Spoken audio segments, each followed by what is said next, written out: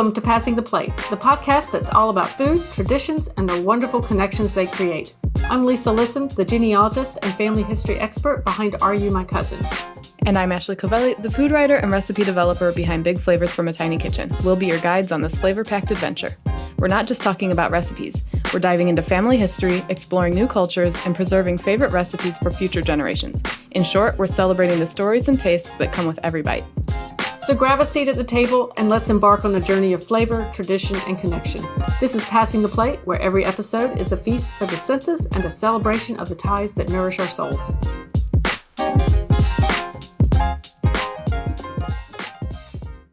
Last week we talked about being super tasters, and now we're taking it a little bit further by exploring the 5 different tastes that we experience through our taste buds. So we're going to start with sweet. Keep in mind, we're recording this in July, but the episode won't be out till September. So seasonality will absolutely come into play. Like if you wanted to do this at home, maybe pick something in season.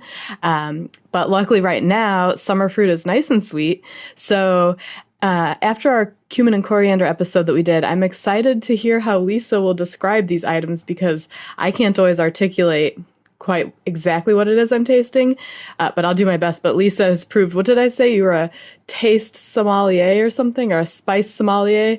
Like you have very wonderful way of describing what you're experiencing when you taste something. Well, thank you. It's interesting though, because in the previous episode, and if you didn't listen to the one that we did about being taste testers, we determined that Ashley is a super taster, mm-hmm. and I am not. Right. And so it will be interesting to hear our experiences as we taste these different types of flavors and taste sensitivities, because we are very different when it comes to what we taste. And I'll be curious how that plays into our experience, as well as do we have similarities in what we like. Mm-hmm. And yeah, with the amount of taste buds, it doesn't correlate to how well you can articulate what you're eating, apparently. If you want to play along, we'll pause. We'll put the list of what we're tasting in the show notes, but I'll just rattle it off real quick for you. We both have some just plain club soda to cleanse our palate in between. You can just do water, whatever you like. We're doing strawberries, honey, some salt, whatever type of flaky salt. We have a special one that Lisa brought back from a cruise she was on. We have some salted pretzel sticks, baby arugula, and a dark chocolate. We both went for a 72%. So that's what we're going to be exploring in this episode, and then we'll have part 2 next week, and I'll give you that list when that episode comes. Okay, so first up is strawberries. Oh, one of my favorites. So I'm super excited about strawberries. Yes. I got mine. It's great from the farmer's market. I got mine from the wholesale club, though. I got mine from just the grocery store. This is actually not, we are past strawberries picking season here in North Carolina. So, but I do typically each year go and pick strawberries because I can be standing in the strawberry field in about 10 minutes from the house. So, oh, that's fantastic. That's the best way to eat them. All right. Yeah. All right. So here we go with strawberries.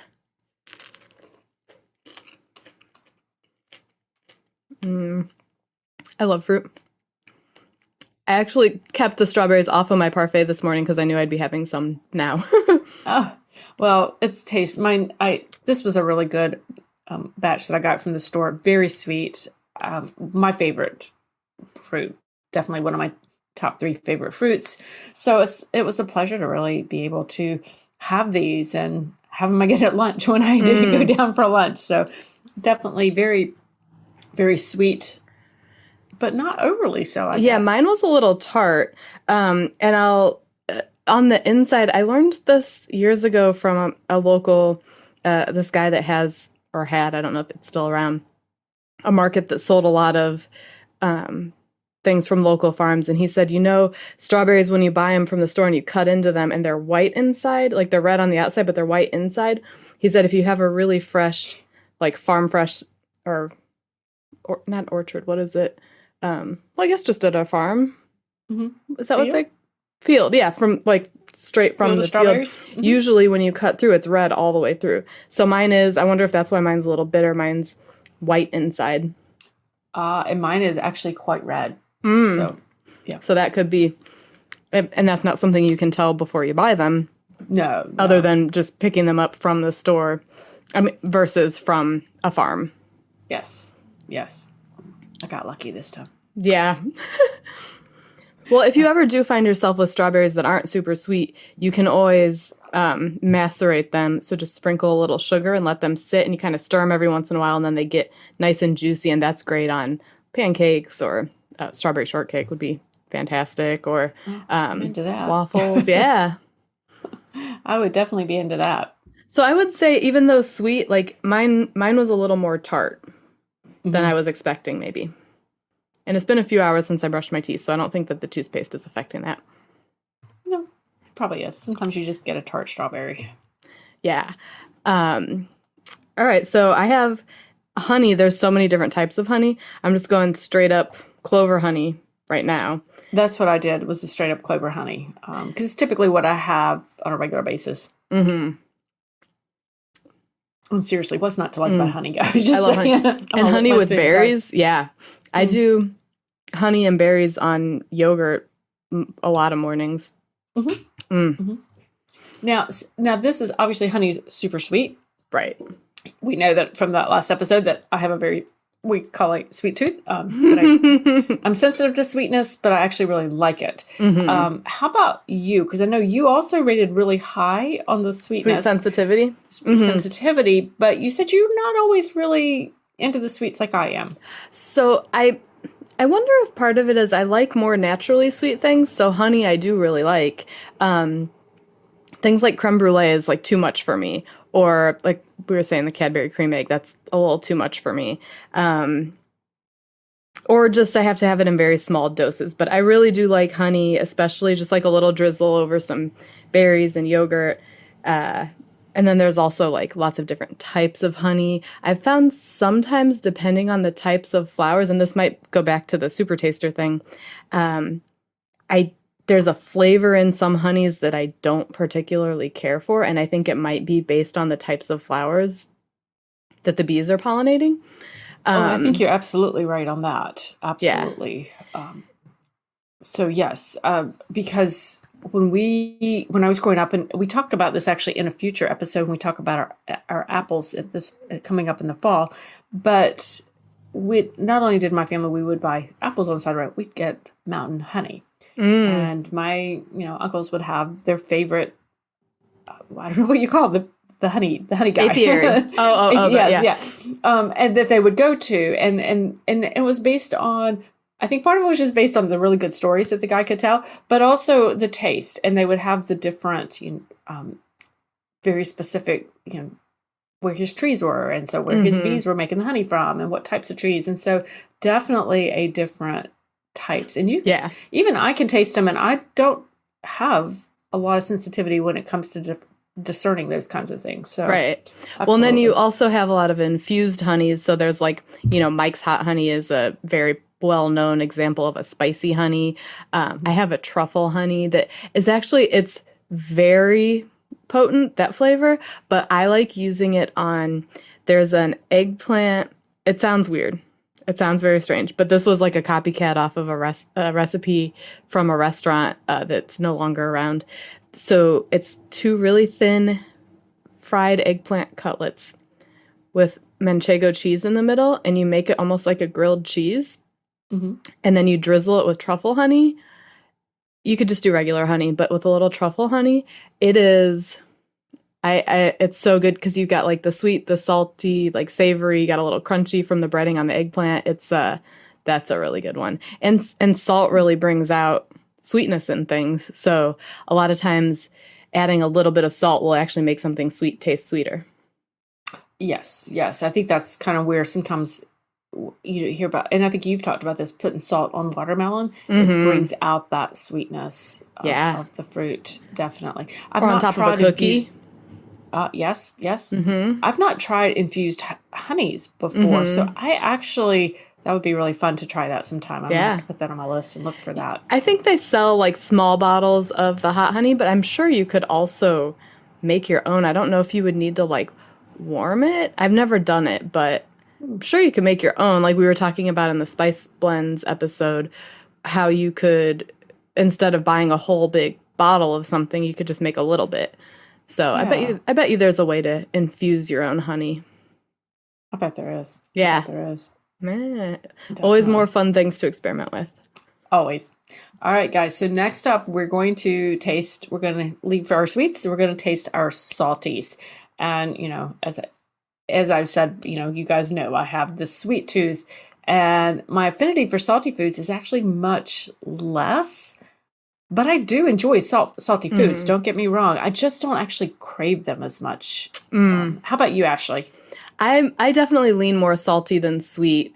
But I really love the salty sweet combo. So, having popcorn, I like doing like truffle salt on my popcorn, but then like maybe having like a little piece of chocolate every so many bites, but I definitely would go more for the popcorn than the chocolate. Ah, If interesting. that makes sense. Yeah. That works for me. All right. Well, the first thing that we're going to taste up when it comes to that saltiness is actually some salt that I got when I was in Bonaire, which is known for their salt flats and production of salt. And we talked about that in a recent episode, but I was so excited to get it. You could buy, when you get off the ship there in Bonaire, I mean, you can buy it everywhere. And one thing, Ashley, I don't know if I had shared this with you. When you go into the little market, everybody's selling, Bonaire salt. And everybody's selling, like oregano salt or Oh, yeah.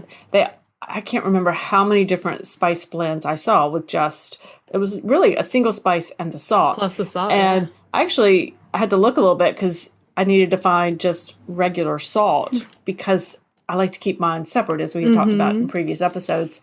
And so, but the thing you really notice when you open this is that it is not like table salt really fine. This is coarse salt. And it's more coarse even, she mailed me some. It's even more coarse than like a kosher salt, like a flake salt. It's like little pebbles, really. Yeah, it's really quite, it's interesting. And I'm curious, I'd love to know, your take when you cook with it, actually, like how you would make adjustments or what you would use this for as opposed to like a fine salt, because it could affect your measurements, definitely. Yeah, absolutely. And I think something like this, I feel like this would be good as a topper, like we were talking about, like cookies or something, just like sprinkle a little bit, but you'd have to be careful for sure because some of these pieces are real big and they wouldn't melt super easily. Right. Yeah. All right. Well, I'm going to try a piece. Yeah. Tastes like salt. Tastes like salt. But yeah, the texture is really interesting. That's the difference. The texture, and then so it takes longer to melt. And then if you happen to crunch it, it's like, whoa, that's salt. Yeah. Oh, interesting. To me, it's more intense. The salty is, and I think it again goes back to that texture of it. Yeah, just because it's a bigger piece. What the one type of like salt that I do premix and save is I'll do like either one or a combination of citrus zests, so like lemons, limes, grapefruit, orange, whatever, in with salt, and I'll keep that for like rimming cocktails or mocktails. So instead of just like a salted rim on a margarita, you could have it with some citrus zest in there also. That sounds delicious. That sounds really good. Yeah, so I'm not, as far as like cooking with this, because I almost feel like it would be a waste to use it in something like pasta water, because it would it would take a while to dissolve, but then it would, I don't know, I feel like this is more of a finishing salt type of. Yeah. It doesn't say that as far as the packages. It just, in case you guys are wondering, it's just let's see. The other thing I would think is that you could put it in a salt grinder. Like we have salt grinder and a pepper grinder at the table, so you could put it in there, and then you'll still get like the flavor of it, but it'll be in smaller pieces. That would be, I think that would be an interesting way to try it too. I don't have one of those. If you try that, let me know how it goes. Yeah, sure. Because we do that with my husband likes this gray, like Celtic gray salt, and it's because it's pretty coarse. So the grinders that we have, you can adjust the fineness of the grind. So if you wanted a little flakier, you could adjust it so doesn't grind it up quite as much. But yeah, that would work. So in a more normal thing that we would snack on that's salty, we have some pretzel sticks. Who doesn't love a good pretzel stick? Mm-hmm. Of course, we don't put pretzels in my family's cereal mix anymore. Oh, and see, I did when I made yours. I did, and we like the pretzels, but we didn't like that many pretzels. And I gotcha. See, now I do like pretzels, but I'm taking mine now and I'm running it through the rest of that honey that I had, so I can do the sweet and salty thing. Oh, that's nice. Oh, yeah. There's a lot. I feel like the different shapes of pretzels also kind of make them taste different. So you've got, we agreed we were going to do just sticks, like the little tiny ones, but then you've got like the snaps, I think they're called, that are kind of like more of a square kind of grid. There's pretzel rods that are bigger. Those ones are good for like dipping in chocolate and letting those harden, adding like sprinkles or whatever. I guess I do go sweet and salty with pretzels pretty often. There's sourdough ones. Yeah. Well, I like the peanut butter filled pretzel nuggets. That's really one of my favorite sweets or my favorite treats. And so I don't really keep them in the house very often because if I'm the only one eating them, then that can be a little problematic sometimes. But I do, I do enjoy that. But I like peanut butter on most anything these days. This is true. This is very true. I like the balance. They're not like overly salted. I think the rods or the sticks are actually saltier than say like the little like knotted ones. The knotted one things or I don't know what you call those roundy ones. Like the classic pretzel, like salt, like what they make it like Auntie the classic Anne's shape. Yeah, yes. yeah. Mm-hmm. Yeah. And I wonder what the first shape of pretzel was. That's a good question. Yeah. I wonder. Curious about your family's roots? Wondering who paved the way for you?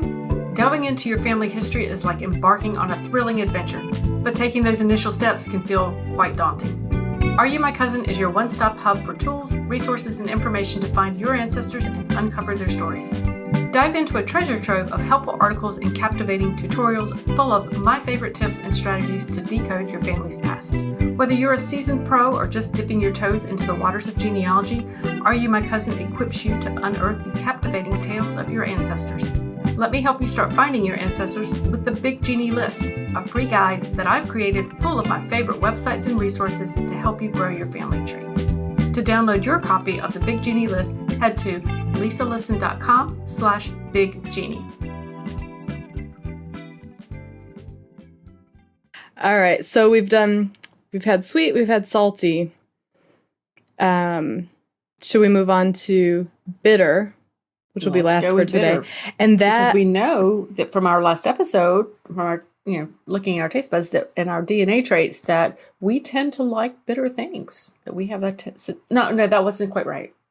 No, it was that we're sensitive to it, or I am. I don't remember. I yours. was too. Yeah. Yeah. And I didn't used to like bitter things, but I do very much so now. But bitter things are also good to help digest. Mm-hmm. So we've got baby arugula. We're saving the dark chocolate for the end because I feel like that's a good one to end on. But baby arugula, I love as salad greens. It's great on sandwiches. I love baby arugula. It's my go-to. And this is like peppery. Oh, this one's actually pretty spicy. I was going to say, I think I got a really peppery batch. I actually bought this a couple of days ago and have been eating it, with my meals. And I remember at the time thinking the first time I opened this package and made a salad with it, I was like, whoa, this one's really strong. Yeah. I like it, but it is approaching that edge of too bitter. Of too bitter for me, yes. And also, I mean, you don't often eat it just by itself like we're doing now just to taste it solo, but... Well, actually, I do. Oh, you snack on handfuls of arugula. I don't necessarily on handfuls of arugula, but I do make salads and I use it a lot. Mm-hmm. And I don't really care for many salad dressings. It's rare that I will put salad dressing on my salads. Maybe I'll have a little on the side that I dip my fork in, but I actually typically eat my salads without any salad dressing. And so, yeah, so I actually do eat quite. But you have toppings on it? So just maybe just plain sometimes arugula. It's just plain arugula. Sometimes it's, might have carrots or cucumbers or something with it. Mm-hmm. But I eat a lot of it just regular. Interesting. I do a lot of just like maybe a drizzle of olive oil and some lemon juice or some vinegar. I do like ranch dressing, but I don't do that too often. But I will say an arugula salad with, now we got the strawberries here too, strawberries and goat cheese, maybe some slivered almonds or toasted almonds. That's like a really good combo. And that'd be great with the some drizzle balsamic. Of honey. And honey and balsamic. Pretzels. Yeah. We got a whole meal going on our taste test here. Exactly. And shave a little chocolate on top. Why not, right? Yeah, well, speaking of, and I will say arugula, one time I got like not baby arugula, but regular arugula from like a farmer's market, and it was way too much for me. This was years ago, but it was like big leaves of arugula, and it was so off-putting to me. I don't know that I've tried regular non-baby arugula. Yeah. I feel like they probably don't sell it too much. Yeah. For that reason. All right, so we've got a 72%. Yes. Dark chocolate. I don't care. What's not to like? It's chocolate. So this is another, going back to the super taster thing, this is another thing that I didn't used to like dark chocolate. I was a milk chocolate girl.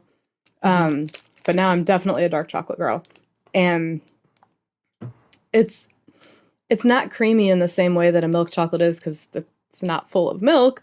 But I find that you do, especially at the end, it does get a little bit creamy in your mouth, A little melty. Agreed. It's 72%. You're right. It doesn't have this as sweet as the other, but it does have, I think some of the creaminess is coming from, it actually has soy lecithin in it, which is an emulsifier, which I think does help with that. At least the one I should say the one I'm eating has that. And so I think that kind of helps with that, but it is, it's a strong flavor. It's a very strong flavor. Definitely. But I actually didn't like dark chocolate years ago. Yeah. As much as I love chocolate. But I have trained myself and I do really like it. You're just dedicated to the chocolate love. I'm dedicated to chocolate. So now I'm wondering if you've tried this because you like strong coffee a lot. Have you seen the thing where people will put a square of chocolate on top of a glass and they'll like an espresso kind of glass, and they'll have the espresso drip through the chocolate into the glass to like infuse it? It like melts it into. I've not tried it, but okay, I see the gears turning. Immediately the gears start turning, guys. My brain is going, I'm like, what can I do this afternoon? So I've got this little tiny square. So you put it on top. So like I have an espresso machine, which I highly recommend, guys, if you like coffee. So if I wanted to make a cup of espresso, then I would put the chocolate on top of the little cup. Yeah, so I don't know if it would make a mess, though. Like, usually the way you see it is that it, like, melts it. Yeah, I feel like you could, and then just, like, stir it if it doesn't, because it probably wouldn't all melt. But, I mean, it's like making a mocha, kind of, but without any milk in it. What if I shaved it? That would be good. Yeah. And then put it, and then had it, because or just, like, rough, when I rough chopped it or something so that it would melt and I'd have more surface exposed. Yeah. Okay. Science. In case anybody needs to if you need to find me this afternoon, I will be in my kitchen trying to experiment what's different. Yeah. So these two bitter things are pretty standard, like a sweet and a savory kind of, but still very bitter. One of the other things that I trained myself to like, aside from black coffee, because I used to put a lot of milk and sugar in it, but bitter greens like broccoli rabe, that's something that I used to be like, how can anybody eat that? It is so bitter. But I figured out how to make it like this Italian restaurant near my house, and it's a lot of garlic, but you let it cook for a long time, and it just, now my Italian in-laws always ask me to make it, which is a very high compliment. That is. But yeah, I really do enjoy it. And I feel like there's a lot more nutrition in something like that than like an iceberg lettuce, than that type of green that's mostly water. I've not tried broccoli rabe. I'd like to do that though. I'm going to add that to my list so I can do that. The way I cook it is I blanch it first. And so I cook it in some boiling water, and then I transfer it to a skillet and like let it kind of cook slow with the garlic for a long time. But there's plenty of different ways to do it. That's just the way that I prefer to make it. Sounds delicious. So we've tackled 3 of the 5 taste buds this week, and we'll cover the remaining 2 in next week's episode. You can head to passingtheplate.org/35 for show notes and the list of items to try for this week's episode. That's a wrap on this episode of Passing the Plate. We hope you enjoyed our journey into the world of food, traditions, and the amazing connections they create. It's been a pleasure sharing these stories and flavors with you. Remember, food is more than just sustenance. It's a way to connect with our past, present, and future. So keep sharing your meals, keep passing those plates, and keep creating memories that will last a lifetime. Head to passingtheplate.org/podcast for show notes.